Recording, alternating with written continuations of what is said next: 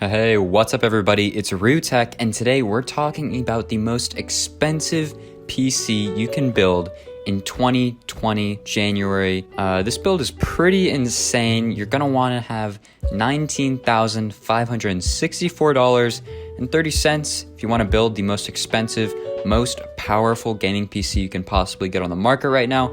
But hey, that's what this video is for. I wanna show you guys the coolest and most expensive PC that you could possibly build this year. Before we get straight into it, I'd really appreciate it if you liked and subscribed or just checked out my channel, as it really helps me out, and I provide a lot of good content to anyone who subscribes. Anything tech, PC, gaming related, I post videos about. And if you're interested, you should definitely consider subscribing and joining my subscriber base. But anyway, I want to get straight into it by talking about the PC instead of dragging on about my channel. So let's get started with the CPU. So for the CPU, we're using AMD's Threadripper 3970X 3.7 gigahertz 32 core processor for $1,949.99 from Amazon.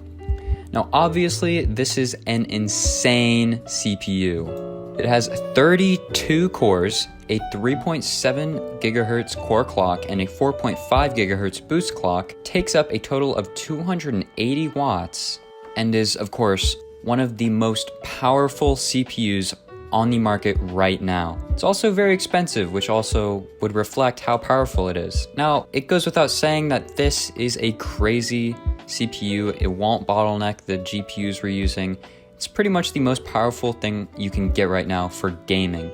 Now, obviously, this build is overkill. I don't think anyone who buys it is going to be using it for gaming, and if they are, they're probably very rich or a super famous YouTuber or business owner or something like that, or it'll be used for rendering. But hey, we're talking about gaming here, and this thing alone will be able to use probably double 2080 Ti's in SLI as video cards without any bottleneck. It'll be able to handle all that. By the way, that's what we're using, but we'll talk about that later. Now for the CPU cooler, we're using Corsair's H115i CFM liquid CPU cooler for $341.50 from Amazon. Clearly, it'll allow for you to overclock the CPU quite a bit.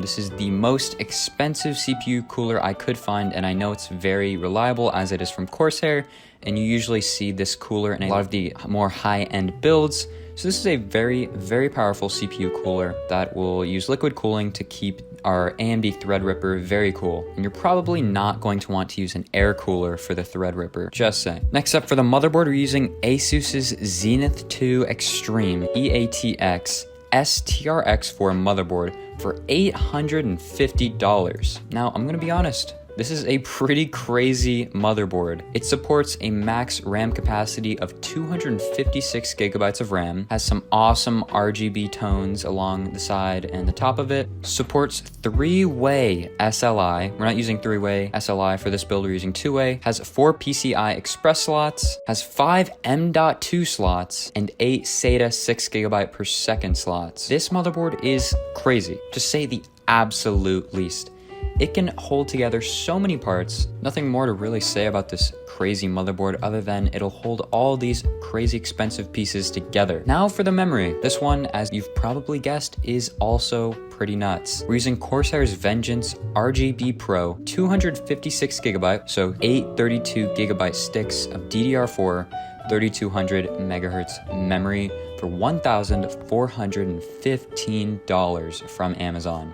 Now this is from Corsair, it's RGB, it's 8 sticks, which is what our motherboard supports. It has 8 RAM slots, and they're on both sides of the CPU, and 256 gigabytes. Yeah, honestly, I think that's enough to support any game for 2020, if I'm not mistaken. No, I'm just kidding. This is a crazy amount of RAM. This really is overkill for gaming, obviously. I'm pretty sure it will provide a big boost in video rendering, so I guess if you're into video rendering, this will help you. I mean, I'm gonna be honest, I don't see anyone viewing this video planning on actually building this, but I'm just giving you the information because why not? But anyway, not much else to say about the RAM other than it is a crazy, absurd amount, and it'll pretty much be able to support anything you can put your mind to in terms of PC processing. Next up, the storage. This is also overkill. Probably guessed it. Yeah, it's overkill. But anyway, we're using 3 Samsung 960 Pro 2 terabyte M.2 solid state drives for $1,879.95 each from Amazon. So this is 2 terabytes of SSD storage, all packed into 3 separate M.2 cards. It's insane. The price is insane, the capacity is insane, and the speed is probably also very insane. Also has a large cache of 2,048 megabytes per stick of M.2 SSD storage. I also put another storage module in this build. I'm using Seagate's IronWolf Pro 16 terabyte 7200 RPM internal hard drive for $520, because I always think you should just throw in a hard drive anyway, since they're cheap and can put a lot of storage in one place for a small amount of money. But yeah, that is a lot of dollars spent on solely storage. I mean, each M.2 SSD is worth like 3 or 4 entry level gaming PCs, which is pretty freaking crazy. Next up, we have the video cards. Yes, plural. We're using 2 MSI GeForce RTX 2080 Ti 11 gigabyte of VRAM Lightning Z video cards from Amazon for $4,000 each, which means you're paying a total of $8,000 for both of your video cards. Now, it goes without saying that these 2 video cards are insanely powerful and also will probably take up a lot of power, which is why we have a very powerful power supply in the build, which I'll talk about later. But anyway, these video cards will most likely be able to run any game you can imagine at 4K with above 100 frames per second-ish. So if you want to run 4K, 144 hertz games, any game you can think of, this will definitely get it done without a doubt. Also, any games that have ray tracing, these will definitely be able to handle them. There's not much really for me to say other than these are extremely powerful. And you probably already know that. I'm just telling you guys things you already know. But yeah, these are 2 extremely powerful video cards. I'm pretty sure they're the most powerful ones on the market right now. You will have 2 of them in SLI if you buy them. But no one watching this video is going to buy this build, right? Next, we have the case. Another bonkers part here. We have a Thermaltake View 91 ATX full tower case for $450 from Amazon. Now, this is a pretty fat, big case that has a ton of hard drive slots, a lot of room inside because we're using a lot of different pieces and parts and a big motherboard. So I wanted to make sure that there was enough room. There's also a lot of room on the right side of the case for cable management. So yeah, this is also RGB, so the fans in the front and back are RGB and can be controlled and changed to whatever color you'd like. It's just a really cool big case that'll be able to hold all our parts together. And finally, we have the power supply.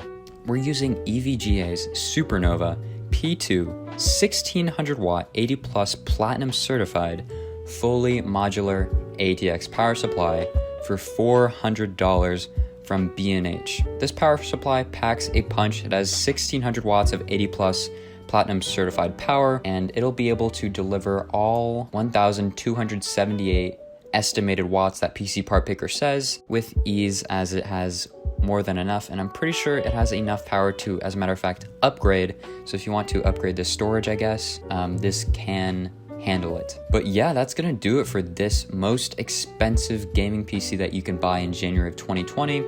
Now, I'm sure there are other pieces you can probably buy that'll make this more expensive, but I wanted this to be reasonable, not insane in terms of power and just usage. So, but anyway, it's still $19,500. So I don't think you'll be finding many other more expensive PCs unless you're buying like a quantum computer. No, I'm just kidding. But anyway, that's gonna do it for this video, guys. Like the content you're seeing, drop a sub, like the video, drop a like. If you have any comments or questions or requests for gameplay or future videos, drop a comment down below and I'll try to get to you as soon as I possibly can.